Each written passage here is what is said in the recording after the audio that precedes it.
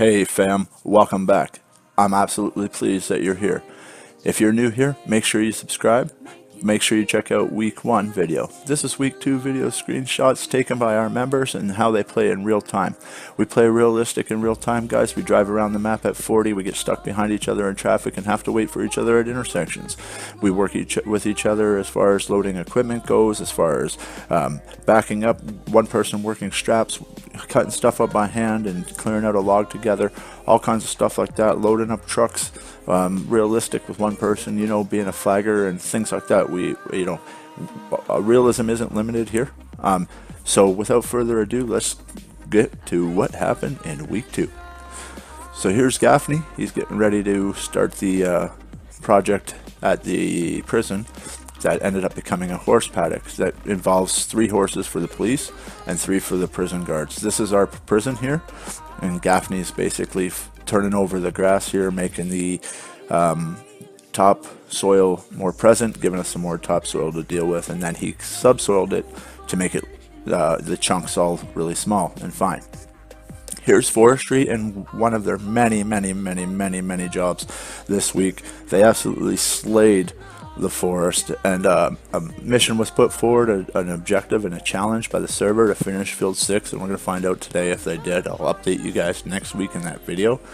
As a celebration to themselves, Rusty and the forestry claimed the Stella orange color. They are now that color and cannot be used by anybody else. Here's another delivery that they did over to Nico's farm, and yet another delivery to John's farm.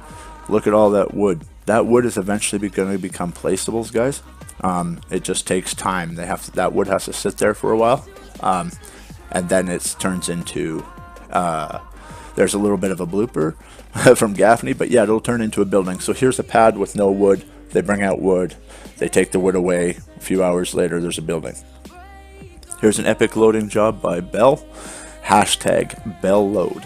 Valerian. Look him up, guys. He's on our server because he's the best. Here we go. Right here, we got one by Rusty. He's on our server because he's the best, but definitely not the best logger, as you can tell. Here's John and his stepdaughter. You're playing Farm Simulator, and guess where, guys? Ohana Farms. Short white gamer on Steam, guys. Look him up. Showing off Nico's brand new shed. Here's a Ford. We wish this Ford was better. The lights really suck, so we couldn't keep it around. But it was pretty for sure. Showing off a modded login trailer. Credit to the mod link is in our description, so you can find these mods, guys. That trailer is epic. Awesome job. You can see that the shop's all packed with herbicide that needs to be taken up to Nico's. He paid for that each pallet and delivery, and that was Gaffney loading it up pro-like.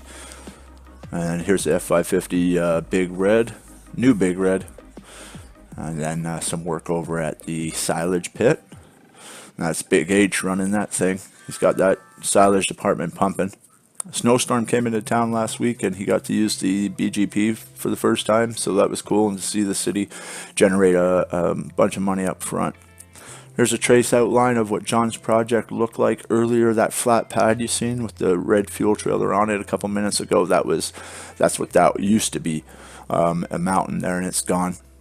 We delivered ramps to everybody, portable ramps last week, so everybody's got a delivery station now and a way to get equipment off their farm, because there are some equipment that aren't allowed on roads.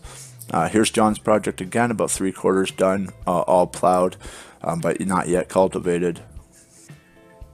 Delivering a cotton harvester, brand new for Nico. And then John's ramp set up at his farm, and you can see we're way further ahead in the project here. Service and development. Massive wood delivery, the first one I think that Rusty did when he took over. This was for Nico's project, and then the accident that made this corner famous. This corner is now called Ohana Farms. Again, Valerian came up with that idea. So Ohana Farms, this is a corner right here in front of the stockyard. When you hear us say Ohana Corner, this is what it is. Local and mounted police shut this intersection down for about 18 hours and confiscated logging equipment while they helped out with a barricade. Didn't cause too much of a hassle, luckily, due to location. but Short White Gamer and I took care of it. You can find that in our last stream, the one that's closest to this date, because I'm about to go live. See you next time, Ohana.